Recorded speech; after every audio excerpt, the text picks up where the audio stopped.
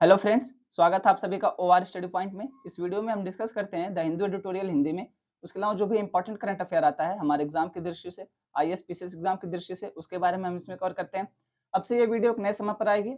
कब आएगी? तो ये सुबह 7 बजे आएगी। अब से डेली ये 7 बजे तक अपलोड कर दी जाएगी अगर कोई एक्सट्रीम कंडीशन नहीं बनती है तो। और आप लोग उसी हिसाब से अपना टाइम टेबल सेट कर लीजिए। सुबह-सुबह ही आपको करंट अफेयर की वीडियो मिल जाएगी। आप चाहें तो सुबह-सुबह इस वीडियो को निपटा करके फिर अपना दिन पूरा अच्छे से लेकर के चल सकते हैं।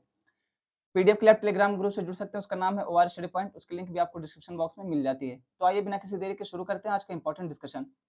दोस्तों, आप में से कितने लोग ऐसे हैं जिन्होंने स्वतंत्रता दिवस पर 15 अगस्त पर हमारे प्रधानमंत्री नरेंद्र मोदी जी के द्वारा दी गई स्पीच को सुना था? ये सवाल मैं क्यों पूछ रहा हूँ? इस सवाल मैं इसी वजह से पूछ रहा हूँ क्योंकि यहाँ पे हम इस आर्टिकल में उसी के बारे में डिस्कस करने वाले हैं। जब हमारे प्रधानमंत्री नरेंद्र मोदी जी देश को संबोधित कर रहे थे लाल किले की प्राचीर से, तो उन्होंने कुछ योजनाओं का जिक्र किया। उन योजनाओं के बारे में हम जानेंगे इस आर्टिकल में। उसके अलावा यहाँ पे हमारे प्रधानमंत्री नरेंद्र मोदी जी ने ये कहा है कि जो कृषि का क्षेत्र है उसमें हम ड्रोन का प्रयोग करेंगे। किसके लिए बात की गई है? तो जो वुमेन सेल्फ हेल्प ग्रुप होते हैं, इसको हिंदी में कहते हैं महिला स्वयं सहायता समूह। तो हम यहाँ पे जानेंगे इस आर्टिकल में महिला स्वयं सहायता समूह क्या है, उसके अलावा विश्वकर्मा योजना के बारे में जानेंगे, उसके अलावा लखपति दीदी योजना के बारे में जानेंगे। दोस्तों, यहाँ पे बात की जा रही है जो महत्वपूर्ण घोषणा की गई है हमारे प्रधानमंत्री जी के द्वारा, उसके बारे में। तो एक-एक करके हम सबके बारे में जानेंगे। यहाँ पे 4 महत्वपूर्ण घोषणाओं के बारे में बात की गई है, जिसमें से पहला क्या? पहला है विश्वकर्मा योजना। अच्छा, आप में से कितने लोग को ये पता है कि जो भगवान विश्वकर्मा जी हैं, उनको दुनिया का पहला इंजीनियर और पहला वास्तुकार माना जाता है? आज से पहले कितने लोग को ये बात पता थी?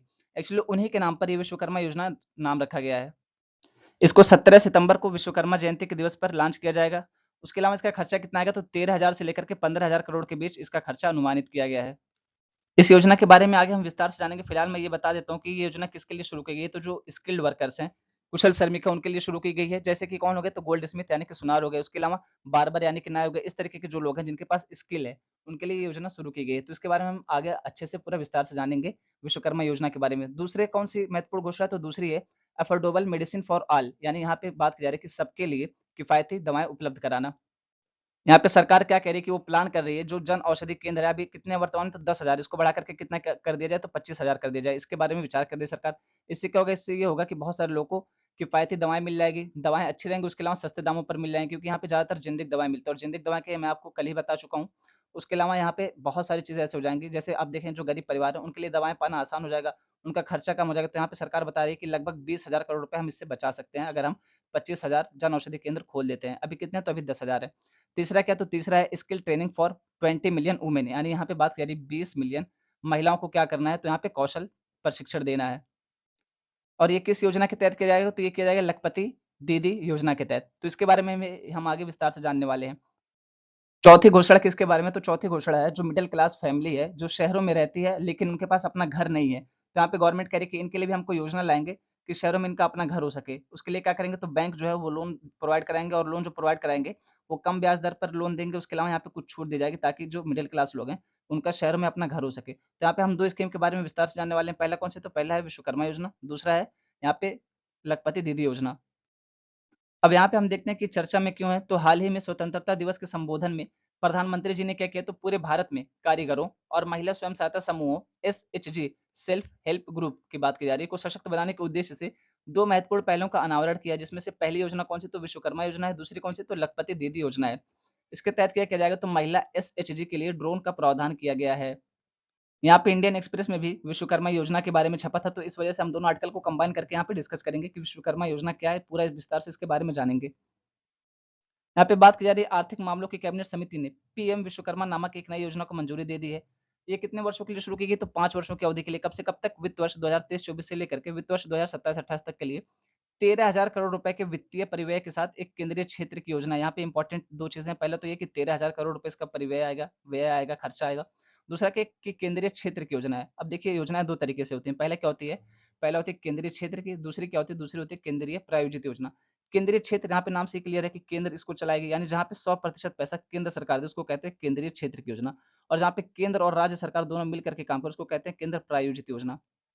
तो यहाँ पे पीएम विश्वकर्मा योजना कैसी है? केंद्रीय क्षेत्र की योजना, यानी यहाँ पे 100% पैसा कौन देगा? तो केंद्र सरकार देगी। इसका उद्देश्य क्या है? तो अपने हाथों और औजारों से काम करने वाले कारीगरों और शिल्पकारों द्वारा पारंपरिक कौशल की गुरु शिष्य परंपरा या परिवार आधारित प्रथा को मजबूत और पोषित करना। यानी यहाँ पे जो पारंपरिक रूप से गुरु शिष्य की परंपरा चली आ रही थी, या कुछ ऐसे परिवार होते हैं जो लगातार वही काम करते चले आते हैं। जैसे मान लीजिए कोई एक परिवार हो क्या करता है, लगातार हथकरघा ही चलाते चला आया है, कोई एक परिवार लगातार वो साड़ी ही बनाते चला आया है, या कोई एक परिवार लगातार वो नृत्य करते ही चला आया है। तो उसके बारे में बात की जा रही है कि उनको संरक्षित करना, उनको पोषित करना, उनको बढ़ावा देना है।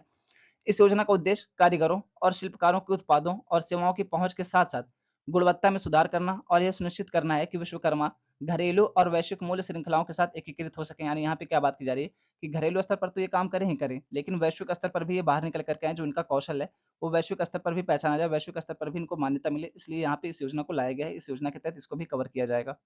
इस योजना के तहत कारीगर हो गए, उसके अलावा शिल्पकार जो गए, इनको क्या किया जाएगा, तो पीएम विश्वकर्मा प्रमाण पत्र दिया जाएगा और एक आईडी कार्ड दी जाएगी। उसके माध्यम से क्या होगा, इनको मान्यता प्रदान की जाएगी। यानी इनको ये बताया जाएगा कि हाँ, ये स्किल्ड वर्कर्स हैं, ये शिल्पकार हैं, अच्छे लेवल पर काम करते हैं, ये यहाँ पे कारीगर हैं, ये अच्छे लेवल पर काम करते हैं। इनको मान्यता दी जाएगी आई कार्ड के माध्यम से। और उस आई कार्ड का फायदा क्या होगा, तो यहाँ पर 5% की रियायती ब्याज के साथ 1 लाख रुपए पहली किस्त और 2 लाख रुपए दूसरी किस्त तक की क्रेडिट सहायता प्रदान की जाएगी। यानी यहाँ पे ये बात की जा रही है कि पहले किस्त में आप कितना, तो 1 लाख रुपए, दूसरी किस्त में कितना, 2 लाख रुपए ऋण ले सकते हैं। कितना, 5% वार्षिक ब्याज की दर से। तो टोटल यहाँ पे 3 लाख रुपए ऋण लिया जा सकता है 5% वार्षिक ब्याज की दर से। लेकिन ये 2 किस्तों में दिया जाएगा। पहले किस्त कितना होगी, 1 लाख, दूसरी किस्त कितना होगी, तो 2 लाख। इस तरीके से यहाँ पे बात की जा रही है कि जो शिल्पकार हो गए, कारीगर हो गए, इनको आगे लाने के लिए ऋण भी दिया जाएगा। अगला महत्वपूर्ण बिंदु है कि ये योजना आगे कौशल उन्नयन, टूल किट प्रोत्साहन, डिजिटल लेन-देन के लिए प्रोत्साहन और विपणन सहायता प्रदान करेगी। यानी यहाँ पे क्या बात की जा रही है कि जो आपके पास कौशल है, उसको और अच्छे लेवल पर निखारेगी, उसमें और उन्नयन करेगी, उसको और सुधार करेगी, उसको परिष्कृत करेगी। उसके अलावा क्या करेगी, तो यहाँ पे टूल किट जो होते हैं, औजार जो होते हैं, उसके लिए भी प्रोत्साहन देगी, ताकि आप क्या कर सकें, और औजार खरीद सकें और अपने कौशल को अच्छे लेवल पर विकसित कर सकें। उसी के तहत क्या किया जाएगा, तो यहाँ पे डिजिटल लेन-देन भी किया जाएगा, क्योंकि हमारे यहाँ पे आप देखेंगे भारत सरकार की एक बहुत महत्वपूर्ण रणनीति चल रही है डिजिटल इंडिया के तहत। तो इस वजह से सारे क्षेत्रों में डिजिटलीकरण करने की बात की जा रही है। तो यहाँ पे भी इस क्षेत्र को भी डिजिटलीकरण करने की बात की गई है। अगला बिंदु की योजना के तहत 2 प्रकार के कौशल कार्यक्रम होंगे। पहला कौन सा होगा, तो पहला होगा बुनियादी, और दूसरा कौन सा होगा, तो उन्नत। यानी यहाँ पे एक ये बात की जा रही है कि बेसिक लेवल पर भी लेकर के चला जाएगा, उसके अलावा जो एडवांस लेवल है उस पर भी लेकर के चला जाएगा। दोनों लेवल पर काम किया जाएगा। और कौशल प्रशिक्षण के दौरान क्या किया जाएगा, तो प्रत्येक दिन ₹500 स्कॉलरशिप के रूप में दिया जाएगा, वजीफा के रूप में दिया जाएगा। अब यहाँ पे हम जानते हैं विश्वकर्मा योजना के बारे में पूरा विस्तार से। किसके लिए लाया गया है, तो पारंपरिक शिल्प कौशल में कुशल व्यक्ति, खास करके कौन, तो विशेष करके ओबीसी, इनके उत्थान के लिए योजना लाई गई है। और यहाँ पे भगवान विश्वकर्मा जी के नाम पर योजना का नाम रखा गया, ये चीज मैंने आपको पहले बता दिया। उसके अलावा गुरु शिष्य परंपरा जो हो गई, इसको संरक्षित करने के लिए, इसको बढ़ाने के लिए योजना लाई गई है। विशेषताएं क्या है इस योजना की, तो मान्यता और सहायता, यहाँ पे वही बात की जा रही है कि एक पीएम विश्वकर्मा प्रमाण पत्र दिया जाएगा। उसके अलावा क्या किया जाएगा, तो एक आईडी कार्ड या पहचान पत्र भी दिया जाएगा। उसके अलावा 5% की रियायती ब्याज दर पर क्या होगा, तो 2 किस्तों में ऋण दिया जाएगा। पहली किस्त कितनी होगी, 1 लाख की होगी, दूसरी किस्त कितनी होगी, तो 2 लाख की होगी। वही चीज़ यहाँ पे बताई जा रही है। लेकिन यहाँ पे एक इंपॉर्टेंट पॉइंट और जोड़ दिया गया कि संपार्श्विक मुक्त, इसको कहते हैं इंग्लिश में कोलेटरल फ्री। इसका ये मतलब होता है कि आप जब भी लोन लेने जाएँगे, हम जब भी लोन लेने जाते हैं, तो हमें कुछ ना कुछ गारंटी के रूप में रखना पड़ता है, चाहे वो ज़मीन हो गई, घर हो गया, दुकान के कागज़ात हो गए, कुछ भी। लेकिन यहाँ पे बात की जा रही है कि आपको गारंटी के रूप में कुछ भी नहीं रखना पड़ेगा। उसी को संपार्श्विक कहा जाता है। तो यहाँ पे गारंटी फ्री, आपको गारंटी के रूप में कुछ भी रखना नहीं पड़ेगा। ये बात कही कही जा रही है यहाँ पे। ऋण सहायता के लिए पात्र हैं। अगला पॉइंट है कि कौशल विकास और सशक्तिकरण। यहाँ पे वही बताया कि कौशल प्रशिक्षण के लिए कितना दिया जाए, तो ₹500 दिया जाएगा, और आधुनिक उपकरणों की खरीद के लिए ₹1500 दिया जाएगा। अब हम देखते हैं कि इसका दायरा क्या होगा, ये किन-किन क्षेत्रों को कवर करेगा। तो यहाँ पे बताया जा रहा है कि ग्रामीण और शहरी दोनों क्षेत्रों को कवर करेगा, और कितने पारंपरिक व्यापार को, तो 18 पारंपरिक व्यापार को कवर करेगा। इसका पंजीकरण कैसे कराया जा सकता है, तो जो गाँवों में सामान्य सेवा केंद्र होते हैं, उनके द्वारा यहाँ पे पंजीकरण कराया जा सकता है। अगला महत्वपूर्ण बिंदु की मूल्य श्रृंखलाओं के साथ एकीकरण। ये सुनिश्चित करने के लिए कि कारीगर घरेलू और वैश्विक दोनों मूल्य श्रृंखलाओं में सहजता से एकीकृत हो सकें। अब आप यहाँ पे देख सकते हैं कि पीएम विश्वकर्मा योजना के बारे में यहाँ पे एक ही इमेज में सारी जानकारी दे दी गई है। हालाँकि ये सारी चीज़ मैंने आपको बता ही दी है। जैसे कि आप देख सकते हैं कि 13,000 करोड़ रुपए का खर्चा आएगा, उसके अलावा 18 पारंपरिक व्यापार को ये कवर करेगा। इस तरीके की इमेज जो है वो हिंदी में अवेलेबल ही नहीं है, तो उसमें मेरी क्या गलती है, मैं कहाँ से लाऊँगा हिंदी में? और ये हमारी गवर्नमेंट ने खुद प्रोवाइड करवाया है इस इमेज को। हमारी गवर्नमेंट इसको हिंदी में प्रोवाइड ही नहीं करवा रही है। आप यहाँ पे देख सकते हैं कि पीआईबी का लोगो लगा हुआ है, तो ये हमारी सरकार खुद यहाँ पे इसको प्रोवाइड करवाई है, और हिंदी में इन्होंने प्रोवाइड ही नहीं करा, तो मैं कहाँ से लाऊँगा? आप चाहें तो यहाँ से भी एक दफ़ा देख सकते हैं। हालाँकि ये सारी चीज़ें मैंने आपको हिंदी में बताई दी अच्छे से, पूरा एक्सप्लेन करके डिटेल में। अब यहाँ पे हम जानते हैं अगली योजना लखपति दीदी योजना के बारे में। इसका लक्ष्य क्या रखा गया, तो गाँवों में 2 करोड़ लखपति दीदी बनाना। लखपति का क्या मतलब होता है, आप सभी को पता है कि लखपति का मतलब होता है अमीर जो हो जाए, उसके बारे में बात की जा रही है। तो वही बात यहाँ पे की जा रही है कि समृद्ध बहनें बनाना। कितना, तो 2 करोड़। कहाँ पे, तो गाँवों में। यहाँ पे आप ये ध्यान रखें कि सिर्फ गाँवों की बात की जा रही है, शहरों की बात नहीं की जा रही है। गरीबी उन्मूलन और आर्थिक सशक्तिकरण के व्यापक मिशन के साथ ये संरेखित है ये योजना। उसके अलावा यहाँ पे इस योजना के तहत क्या किया जाएगा, तो महिलाओं को कौशल प्रशिक्षण दिया जाएगा। उससे क्या हो, ताकि वो प्रतिवर्ष 1 लाख रुपए से अधिक रुपए यहाँ पे कमा सकें। इसकी विशेषताएं क्या है इस योजना की, तो कृषि गतिविधियों के लिए क्या किया जाएगा, महिला स्वयं सहायता समूहों को ड्रोन उपलब्ध करवाए जाएंगे। उसके अलावा महिलाओं को एलईडी बल्ब बनाने, उसके अलावा प्लम्बिंग समेत अन्य कौशलों में प्रशिक्षित किया जाएगा। यानी यहाँ पे क्या होगा, तो महिलाओं को स्किल प्रोवाइड कराई जाएगी, ताकि वो क्या करें, रोजगार के क्षेत्र में आ सके, उनको भी जॉब मिल सके और उससे क्या हो सके तो ये लोग प्रतिवर्ष 1 लाख रुपए से अधिक कमा सके। उससे क्या होगा तो यहाँ पे लखपति दीदी बन जाएँगे। तो वही बात यहाँ पे की जा रही है इस योजना के तहत। अब यहाँ पे हम जानते हैं सेल्फ हेल्प ग्रुप या स्वयं सहायता समूह के बारे में। तो यहाँ पे बात की जा रही है कि ये किस उद्देश्य से बनाते हैं, या तो सामाजिक उद्देश्य रहता है या तो आर्थिक उद्देश्य रहता है। इन दोनों उद्देश्य में से किसी उद्देश्य के लिए बनाए जाते हैं। सामान्यतः इसमें 10 से 20 लोग शामिल होते हैं और सामान्यतः ये किसके लिए बनाया जाता है तो आर्थिक उद्देश्य के लिए ही बनाया जाता है। सेल्फ हेल्प ग्रुप जो होते हैं वो पंजीकरण भी करा सकते हैं और बिना पंजीकरण के भी रह सकते हैं। अब गाँव है छोटा सा मान लीजिए वहाँ पे 10 लोगों ने अपना समूह बना लिया। अब कौन जानता है कि यहाँ पे कौन सा समूह काम कर रहा है, कौन सा समूह नहीं काम कर रहा है, तो उनके ऊपर है चाहे वो पंजीकरण करवाएँ चाहे ना करवाएँ। पंजीकरण कराएँगे तब भी उनको मान्यता मिलेगी, नहीं करवाएँगे तब भी उनको मान्यता मिली रहेगी सेल्फ हेल्प ग्रुप की। और खास करके इसमें महिलाएँ शामिल होती हैं, इस वजह से ये बहुत महत्वपूर्ण हो जाता है महिला सशक्तिकरण के मामले में, उनके रोजगार के मामले में और सामाजिक स्थिति के मामले में। इस वजह से ये लगातार चर्चा में बना रहता है। आगे आप देखेंगे कि इसमें यूपीएससी 2 बार क्वेश्चन पूछ चुकी है इसके बारे में। इसकी उत्पत्ति कहाँ से हुई थी? तो इंडियन माइक्रो फाइनेंस मॉडल यानी यहाँ पे छोटे लेवल पर जो वित्त प्रोवाइड कराया जाता था, उससे यहाँ पे इसकी उत्पत्ति हुई थी। जब छोटे स्तर पर काम किया जाएगा, मान लीजिए यहाँ पे छोटे स्तर पर क्या हुआ, 5 लोगों को वित्त प्रोवाइड कराने के लिए, वित्त देने के लिए, ऋण देने के लिए एक संस्था काम कर रही है। इसी तरीके से इन लोगों ने क्या सोचा कि यार सेल्फ हेल्प ग्रुप नाम से एक चीज़ बनाते हैं जो क्या करेगा, गाँवों के स्तर पर, छोटे स्तर पर लोगों को ऋण देगा। उसके बाद उनसे जो ब्याज मिलेगा, उसको उसी अनुपात में बाँट लिया जाएगा जिस अनुपात में ऋण दिया गया था। तो इस वहाँ से उसकी उत्पत्ति होती है। उसके अलावा 1992 में क्या पेश किया गया था, तो नाबार्ड और आरबीआई ने दिशा निर्देश दिया था, उसके तहत इसकी उत्पत्ति हुई थी। एसएचजी या सेल्फ हेल्प ग्रुप उद्यम का एक रूप है, यानी यहाँ पे क्या है तो इसको उद्यम के एक रूप के तहत में रखते हैं, एंटरप्रेन्योर के रूप में रखते हैं। वे सामूहिक बैंकों की भूमिका निभाते हैं, वे सदस्यों से बचत जुटाते हैं और डेबिट और क्रेडिट दोनों कार्य करते हैं। यानी यहाँ पे आप देख सकते हैं कि जो सेल्फ हेल्प ग्रुप या एसएचजी होते हैं, ये स्थानीय स्तर पर कैसे काम करते हैं, बिल्कुल बैंक की भांति काम करते हैं। ये क्या करते हैं तो आपका पैसा जमा भी रख सकते हैं, ज़रूरत पड़ने पर आपको ऋण भी उपलब्ध करवा सकते हो। तो यहाँ पे वही बात की जा रही है कि क्रेडिट और डेबिट दोनों कार्य करते हैं। तो यहाँ पे आप इसको ध्यान में रखेंगे, सेल्फ हेल्प ग्रुप स्थानीय लेवल पर बहुत अच्छे लेवल पर काम करते हैं, इसकी बहुत महत्वपूर्ण भूमिका होती है। इसके बारे में भी हम आगे जानेंगे। अब यहाँ पे बात की जा रही है बाहरी ऋण के लिए सेल्फ हेल्प ग्रुप क्या करते हैं तो बैंकों के साथ मिलकर के काम करते हैं। इसको कहा जाता है सेल्फ हेल्प ग्रुप या एसएचजी बैंक लिंकेज। इसको ऐसे समझिए, मान लीजिए यहाँ पे ये सेल्फ हेल्प ग्रुप हो गया, ये बैंक हो गए। अब यहाँ पे ये लोग क्या करेंगे, बैंक से 5% ब्याज दर पर ऋण लेंगे। अब यहाँ पे सेल्फ हेल्प ग्रुप क्या करेंगे, ये जो ऋण लिया 5% ब्याज दर पर, इसी को जो स्थानीय स्तर पर किसी को आवश्यकता है उसको 7% ब्याज दर पर ऋण दे देंगे। अब जब 7% पर इसको दे रहे हैं, खुद कितने पे ले रहे हैं तो 5% ब्याज दर पर, इनका कितना फायदा हो रहा है सेल्फ हेल्प ग्रुप का तो 2%। अब यही जो इनका लाभ है इसको आपस में बांट लेंगे। तो इस तरीके से मिलकर के काम कर रहे हैं। इसको आसान भाषा में ऐसे समझिए। उसके अलावा दूसरा क्या पॉइंट है तो सेल्फ हेल्प ग्रुप जो है, एसएचजी जो है, उस किसके साथ मिलकर के काम कर रहे हैं तो ये कॉर्पोरेट के साथ, कंपनियों के साथ मिलकर के काम कर रहे हैं। इसको भी आसान भाषा में ऐसे समझिए। मान लीजिए कोई ए नाम की कंपनी है, ये किसी बी नाम के सेल्फ हेल्प ग्रुप के पास आती है कि हमें 100 किलो टमाटर चाहिए। आजकल टमाटर के भाव बहुत बढ़ गए भाई। तो यहाँ पे कहती है कि मान लीजिए 100 किलो टमाटर चाहिए। अब ये सेल्फ हेल्प ग्रुप क्या करेंगे, किसानों को खोजना शुरू करेंगे। मान लीजिए कोई किसान मिलता है इनको, अब ये किसान से कहेंगे कि हमको 100 किलो टमाटर चाहिए। अब यहाँ पे कंपनी इनको ₹50 के हिसाब से दे रही है कि हमें ₹50 पर किलो के हिसाब से चाहिए। ये लोग क्या करेंगे सेल्फ हेल्प ग्रुप वाले, यहाँ पे किसानों से ₹40 पर किलो के हिसाब से खरीद लेंगे। अब यहाँ पे डबल-डबल फ़ायदा है कि किसानों को भी अपने मार्केट भटकना नहीं पड़ रहा है कि कहाँ बेचे टमाटर, फेंकना नहीं पड़ रहा है। उसके अलावा यहाँ पे कंपनी को भी टमाटर मिल जा रहा है। उसके अलावा यहाँ पे सेल्फ हेल्प ग्रुप का भी फ़ायदा हो रहा है, यानी तीनों का फ़ायदा हो जा रहा है। तो वही बात यहाँ पे की जा रही है कि सेल्फ हेल्प ग्रुप जो है वो कंपनियों के साथ मिलकर के भी काम कर रहे हैं। तो यहाँ पे आप देखेंगे कंपनी इनको ₹50 दे रही है जबकि किसान को 40 दे रहे हैं, तो किसान को भी अपना दाम मिल जा रहा है। यहाँ पे जो ₹10 बीच का फ़ायदा है वो सेल्फ हेल्प ग्रुप आपस में बाँट लेंगे। तो वही बात यहाँ पे की जा रही है। अगला महत्वपूर्ण बिंदु कि महिला एसएचजी के लिए सरकार क्या करती है तो ब्याज सबवेंशन योजना प्रदान कर रही है, यानी जो सेल्फ हेल्प ग्रुप जो स्वयं सहायता समूह महिलाओं से जुड़े हुए हैं उसके लिए सरकार क्या करती है तो ब्याज में और भी सहायता प्रोवाइड करवाती है, सहायता प्रोवाइड करवाती है। एसएचजी का महत्व क्या है तो सामूहिक प्रदर्शन के माध्यम से गरीबों की आय में वृद्धि करना। देखिए यहाँ पे सीधी सी बात है कि यहाँ पे 10 महिलाएँ हैं, मान लीजिए वो लोग मिल करके सेल्फ हेल्प ग्रुप बना लेती हैं। अब इनको कहीं बाहर जाने की आवश्यकता नहीं है, अपने स्थानीय स्तर पर काम कर रही है, अपने गाँव के स्तर पर काम कर रही हैं। ना तो इनको कोई असुरक्षा की स्थिति महसूस हो रही है। जैसे आप यहाँ पे बाहर जाएँगे काम करने तो क्या होगा, इनको बहुत सारी असुरक्षाओं से निपटना पड़ेगा, सामाजिक कुरीतियाँ हैं। उसके अलावा आप यहाँ पे देखेंगे कि सामाजिक मानदंड जो है वो भी इनके ऊपर लगातार हावी होते रहते हैं, पितृसत्तात्मक सोच जो है वो भी हावी होती रहती है। तो इन सारी चीज़ों से भी निपटना नहीं पड़ेगा। यहाँ पे ये सामाजिक स्तर पर, स्थानीय स्तर पर काम भी कर पाएँगी। उसके अलावा जो ये लाभ होता है, इनको लाभ मिलेगा, इससे क्या होगा तो इनकी जो गरीबी है वो भी दूर होगी। तो वही सारी बातें यहाँ पे की जा रही हैं। अब हम यहाँ पे देखते हैं भारत में स्वयं सहायता समूह से जुड़े कुछ फैक्ट्स के बारे में। इसमें पहला पॉइंट ये है कि भारत में जो सेल्फ हेल्प ग्रुप है, स्वयं सहायता समूह है, इसमें से लगभग 1 करोड़ सेल्फ हेल्प ग्रुप ऐसे हैं, जो बैंकों के साथ मिलकर के काम कर रहे हैं, सक्रिय बैंक लिंकेज है जिनके पास।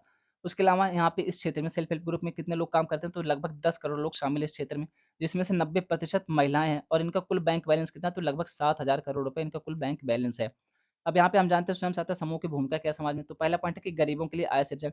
ये पॉइंट मैंने आपको अच्छे से समझा दिया है कि ये लोग कैसे लाभ कमाते हैं, कैसे काम करते हैं और इनके लिए आय सृजन कैसे होती है, ये गरीबी दूर करने में कैसे सहायक है। उसके बाद यहाँ पे बात कर रही है वित्तीय समावेशन के लिए बैंकों तक पहुँच। इस पॉइंट को आप ऐसे समझिए कि सेल्फ हेल्प ग्रुप क्या करते हैं, तो बैंकों के साथ मिलकर के काम करते हैं।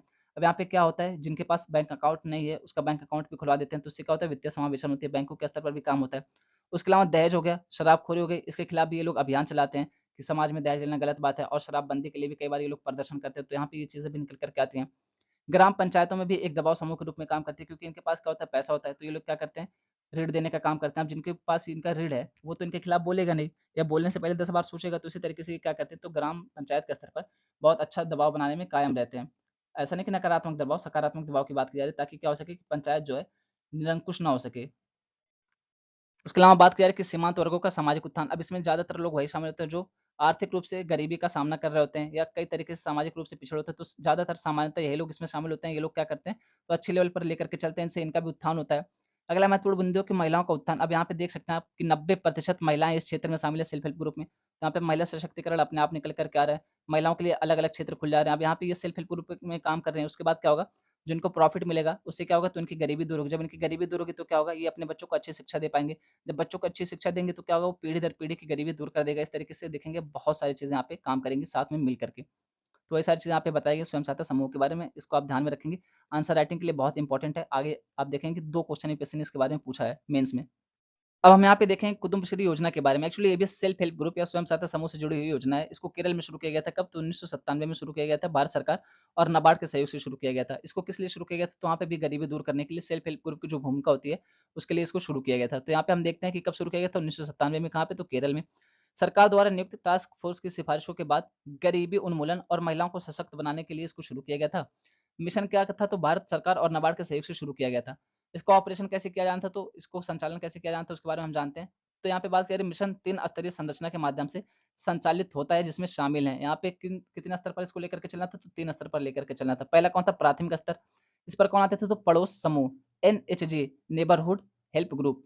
ये कितने हैं, तो 3,09,667। उसके अलावा वार्ड, अगले बिंदु में बात करें कि वार्ड के स्तर पर क्या था, तो क्षेत्र विकास समितियां, ADS, ये कितना था, एरिया डेवलपमेंट सोसाइटी, तो ये 19,470 है। उसके अलावा यहाँ पे बात करें स्थानीय सरकार के स्तर पर सामुदायिक विकास समितियां, कम्युनिटी डेवलपमेंट सोसाइटीज, ये टोटल कितना, तो 1070 है। तो इस तरीके से यहाँ पे इस योजना के बारे में हम जान चुके हैं। जब भी आंसर राइटिंग आप करें तो यहाँ पे कुटुंबश्री योजना का जिक्र जरूर करें, अगर सेल्फ हेल्प ग्रुप से जुड़ी कोई बात आती है तो। यहाँ पे कुटुंबश्री योजना के बारे में थोड़ी बहुत जानकारी दी गई। जैसे आप देख सकते हैं कि माइक्रो इंटरप्राइजेज जो छोटे स्तर पर काम करते थे, उद्योग, वो कितने थे, तो 49,200। उसके अलावा जो व्यक्तिगत रूप से काम कर रहे थे वो कितने थे, तो 31,589। उसके अलावा होटल 1184। तो इस तरीके से आप देख सकते हैं कि यहाँ पे बहुत सारे डिटेल्स दी गई। अगर एक एक बताने चलेंगे तो यहाँ पे 1 घंटा तो इसी में लग जाना है, और वीडियो बहुत लंबी हो जाती है जब एक एक पॉइंट बताते चलते हैं। इस वजह से यहाँ पे आप इसको देख लेंगे अपने हिसाब से। अब यहाँ पे हम जानते हैं इस शक्ति कार्यक्रम के बारे में। इसको किसके द्वारा शुरू किया गया था, तो नाबार्ड के द्वारा शुरू किया गया था। किसके लिए शुरू किया गया था, तो जो स्वयं सहायता समूह है, सेल्फ हेल्प ग्रुप है, उनके डिजिटलीकरण के लिए इसको शुरू किया गया था। ये कितने जिलों में क्रियान्वित किया जा रहा है, कितने जिलों में कार्य कर रहा है, तो 100 जिलों में कार्य कर रहा है ये। इसका उद्देश्य क्या रखा गया था, तो इस परियोजना का उद्देश्य सेल्फ हेल्प ग्रुप के जो सदस्य हैं उनको वित्तीय समावेशन के दायरे में लाने के लिए सभी सेल्फ हेल्प ग्रुप या स्वयं सहायता समूह खातों का डिजिटलीकरण करना था इसका उद्देश्य, जिससे उन्हें क्रेडिट मूल्यांकन, यानी क्रेडिट का जो मूल्यांकन होता है उसके बारे में, और लिंकेज में बैंकरों की सुविधा बढ़ाने के साथ साथ वित्तीय सेवाओं के व्यापक रेंज तक पहुंचने में मदद मिलेगी। उसके अलावा क्या इसका उद्देश्य था, तो राष्ट्रीय वित्तीय समावेशन एजेंडे के साथ SHG सेल्फ हेल्प ग्रुप या स्वयं सहायता समूह सदस्यों को एकीकृत करना। उसके अलावा उपलब्ध प्रौद्योगिकी का उपयोग करके बैंकिंग सेवाओं के कुशल और परेशानी मुक्त वितरण के लिए SHG सेल्फ हेल्प ग्रुप सदस्यों और बैंकों के बीच इंटरफेस की गुणवत्ता में सुधार करना। यानी यहाँ पे ये बात कही जा रही है कि जो भी टेक्नोलॉजी है उसका प्रयोग करके हमें क्या करना है, जो सेल्फ हेल्प ग्रुप और बैंक लिंकेज है उसमें भी सुधार करना, उसको भी और अच्छे लेवल पर लेकर के चलना है। ये सारी चीजें यहाँ पे बताई जा रही हैं। आधार से जुड़ी पहचान का उपयोग करके सेल्फ हेल्प ग्रुप के साथ वितरण प्रणाली के अभिसरण की सुविधा प्रदान करना। यानी यहाँ पे आधार को भी जोड़ दिया जाए, ताकि क्या होगा, उससे सबकी पहचान हो सकेगी, और यहाँ पे रजिस्टर्ड रहेंगे तो अच्छे लेवल पर काम कर सकेंगे। सरकार के पास डेटा भी रहेगा कि कितने सेल्फ हेल्प ग्रुप हैं, इसमें कितने लोग काम कर रहे हैं, किस क्षेत्र के लोग काम कर रहे हैं, कितनी महिलाएं हैं, कितने पुरुष हैं, कितने बच्चे हैं। ये सारी चीजें यहाँ पे डिटेल्स में सरकार जान पाएगी। उसके बाद हमें डेटा उपलब्ध कराएगी, और जब डेटा उपलब्ध रहेगा सरकार के पास, तभी ना वो किसी क्षेत्र के लिए योजना बना पाएगी, तभी ना इनके लिए अच्छे लेवल पर काम कर पाएगी। तो ये सारी चीजें यहाँ पे बताई जा रही हैं। अब आप यहाँ पे इस टॉपिक की इंपॉर्टेंस, इस टॉपिक के महत्व यहाँ से देख सकते हैं कि यूपीएससी मेंस क्वेश्चन 2017 में पूछा जा चुका है इसके बारे में। क्या क्वेश्चन था, तो समसामयिक समय में स्वयं सहायता समूह SHG सेल्फ हेल्प ग्रुप का उद्भव विकासात्मक गतिविधियों से राज्य की धीमी लेकिन स्थिर वापसी की ओर इशारा करता है।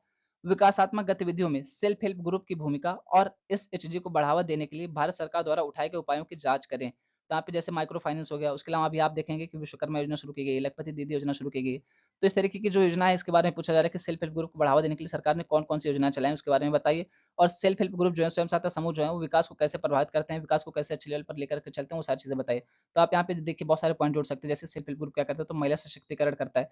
जो लगभग 50% आबादी का निर्माण करती है महिलाएँ, उनको हम लोग अक्सर पीछे छोड़ देते हैं। अनेक क्षेत्रों में हम लोग इनको पीछे छोड़ देते हैं। तो इनको भी यहाँ पे ये समाज में लेकर के चलता है, इनके ऊपर भी फोकस करता है। तो इस तरीके से बहुत सारे पॉइंट आप यहाँ पे जोड़ करके आंसर राइटिंग कर सकते हैं। अब आप यहाँ पे देख सकते हैं कि 2021 में फिर से इसके बारे में क्वेश्चन पूछ लिया गया सेल्फ हेल्प ग्रुप के ऊपर। तो आप यहाँ से समझ सकते हैं कि कितना इंपॉर्टेंट टॉपिक है कि 2 बार क्वेश्चन पूछा जा चुका है यूपीएससी मेंस में वो भी। तो यहाँ पे क्वेश्चन क्या था कि क्या महिला स्वयं सहायता समूह के माइक्रो फाइनेंसिंग के माध्यम से लैंगिक असमानता, गरीबी और कुपोषण के दुष्चक्र को तोड़ा जा सकता है? उदाहरण सहित समझाइए। तो आप यहाँ पे ये बता सकते हैं कि अगर महिला सशक्तिकरण होगा सेल्फ हेल्प ग्रुप के माध्यम से तो क्या होगा? इनकी आय में वृद्धि होगी। जब आय में वृद्धि होगी तो ज़ाहिर-सी बात है कि गरीबी कम होगी। जब गरीबी कम होगी तो ये लोग क्या करेंगे? बच्चों को अच्छी एजुकेशन देंगे। जब बच्चों को अच्छी एजुकेशन देंगे, उनको doctor, engineer, IAS officer, IPS officer बनाएँगे तो क्या होगा? यहाँ पे सीधे-सीधे गरीबी का जो दुष्चक्र है वो टूट जाएगा। इस तरीके से आप बता सकते हैं, यहाँ पे आंसर राइटिंग कर सकते हैं। उसके अलावा आप यहाँ पे एसडीजी से भी जोड़ सकते हैं। जैसे यहाँ पे क्या बात की जा रही है, तो लैंगिक असमानता की बात की जा रही है। इसको आप एसडीजी सस्टेनेबल डेवलपमेंट गोल सतत विकास लक्ष्य 5 से जोड़ सकते हैं, जिसमें बात की जाती है लैंगिक समानता के बारे में। तो इस तरीके से आप चाहें तो इसके ऊपर बहुत अच्छा आंसर राइटिंग कर सकते हैं। ये देख सकते हैं कि आप कितना इंपॉर्टेंट टॉपिक था ये। ये एक शॉर्ट न्यूज़ है जिसमें बात की जा रही है कि जो भारत जी20 की अध्यक्षता कर रहा है, इसी के तहत क्या किया जाए, तो जो स्वास्थ्य का क्षेत्र है इसमें भी डिजिटलाइज़ेशन लाया जाए, इसको भी डिजिटलीकरण कर दिया जाए। तो इसके बारे में हम यहाँ पे जानेंगे कि यहाँ पे क्या पूरा मुद्दा है, कैसे-कैसे बात की गई है डब्ल्यूएचओ के द्वारा और भारत सरकार मिलकर के किस क्षेत्र में काम कर रहे हैं। अब यहाँ पे बात की जा रही है कि भारत सरकार उसके अलावा डब्ल्यूएचओ या विश्व स्वास्थ्य संगठन ये लोग क्या कर रहे हैं, तो ये लोग अभी गांधीनगर गुजरात में चल रहे जी20 शिखर सम्मेलन के दौरान डिजिटल स्वास्थ्य पर वैश्विक पहल शुरू करने के लिए तैयार हो गए हैं। इस अभिनव पहल का उद्देश्य क्या रखा गया, तो डेटा वितरण को बढ़ावा देना, यानी डेटा का आदान प्रदान जो है तो उसको बढ़ावा देना। उसके अलावा स्वास्थ्य प्लेटफॉर्मों के इंटरफेस को बढ़ावा देना। उसके अलावा वैश्विक स्तर पर डिजिटल स्वास्थ्य क्षेत्रों में निवेश को प्रोत्साहित करना। शिखर सम्मेलन क्या करेगा, तो स्वास्थ्य आपात स्थितियों जैसे आप देखें कोविड-19 का मामला बना था उसके बारे में बात की जा रही है। इस तरीके से अगर कोई स्वास्थ्य की आपात स्थिति आती है, इमरजेंसी कुछ बन जाती है हेल्थ से रिलेटेड, तो उसके बारे में भी फोकस करेगा ये शिखर सम्मेलन, ये पहल। तो वही बात यहाँ पे की जा रही है कि इसके प्रतिक्रिया देने के लिए क्या किया गया, तो एक अंतरिम मेडिकल काउंटर मेजर नेटवर्क स्थापित करने पर भी केंद्रित है। यह पहल क्या करेगी, तो सार्वभौमिक स्वास्थ्य कवरेज के लक्ष्य के अनुरूप डिजिटल समाधानों के माध्यम से दुनिया भर में स्वास्थ्य सेवा में सुधार करने के लिए डिजाइन की गई। यानी यहाँ पे क्या किया जाए, तो सार्वभौमिक क्षेत्र को लेकर के चला गया, सिर्फ भारत के ऊपर फोकस नहीं किया जाएगा, सारी दुनिया के ऊपर फोकस किया गया है, सारी दुनिया के ऊपर ध्यान केंद्रित किया गया, सिर्फ भारत के ऊपर नहीं। शिखर सम्मेलन अतिरिक्त रूप से एक रोगी और स्वास्थ्य सेवा कार्यबल गतिशीलता पोर्टल के साथ एशियाई विकास बैंक के सहयोग से एक जलवायु और स्वास्थ्य पहल शुरू करना चाहता है। यानी यहाँ पे जो शिखर सम्मेलन चलेगा डिजिटल स्वास्थ्य वाला, वो क्या करना चाहते हैं, तो एशियाई डेवलपमेंट बैंक या एशियन डेवलपमेंट बैंक या एशियाई विकास बैंक जिसको कहते हैं, इसके साथ मिलकर के क्या करना चाहता है, तो जलवायु और स्वास्थ्य पहल शुरू करना चाहता है, ताकि क्या हो सके, जो रोगी हैं, जो मरीज हैं, उनके लिए अच्छा काम किया जा सके, उनको राहत दिलाया जा सके। तो ये सारी चीजें थी। यहीं तक रखते हैं आज की वीडियो। बोलने में जो भी गलती हुई, अगर मेरी वजह से किसी की भावनाएँ आहत हुई तो उसके लिए दिल से सॉरी, माफ़ कर दीजिएगा। आप सबके सपोर्ट के लिए बहुत-बहुत थैंक यू। इसी तरीके से सपोर्ट बनाए रखें और आप लोग का क्या विचार है इसके बारे में कमेंट बॉक्स में कमेंट करके बताएँ कि अब से ये वीडियो रोज़ सुबह 7 बजे तक अपलोड कर दी जाएगी। अगर कोई सेम कंडीशन नहीं बनती तो अब यहाँ पे जल्दी अपलोड कर दी जाएगी। आप लोग जल्दी से इसको देख करके निपटा लीजिए। उसके बाद अपना काम करिए, दिन भर अपनी पढ़ाई पे फोकस करिए। 10 बजे थोड़ा-सा लेट हो जा रहा था, पूरा दिन इसी में चला जाता है तो थोड़ा-सा ठीक नहीं लग रहा था, इस वजह से इसको 7 बजे सुबह कर दिया गया। आप लोग का क्या विचार है, ये सही किया गया या गलत किया गया? कमेंट बॉक्स में कमेंट करके अपना विचार बता सकते हैं। आप सबके सपोर्ट के लिए बहुत-बहुत थैंक यू।